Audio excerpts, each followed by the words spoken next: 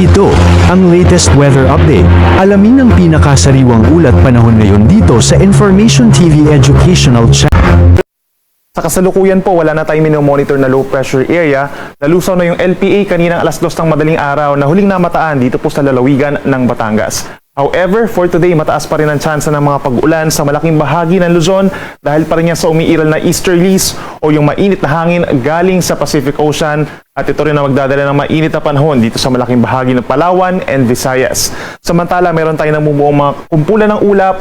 Ito po yung convergence or salubungan ng hangin na easterlies plus yung hangin naman galing sa ilalim or sa may southern hemisphere dahil sa Intertropical Convergence Zone or ITCZ at ito ring ITCZ ang siyang iiral na weather system hanggang sa weekend sa malaking bahagi ng Mindanao. Base naman sa ating analysis, wala pa rin tayo nakikitang bagyo or mabubuong panibagong low pressure area hanggang sa weekend sa ating bansa.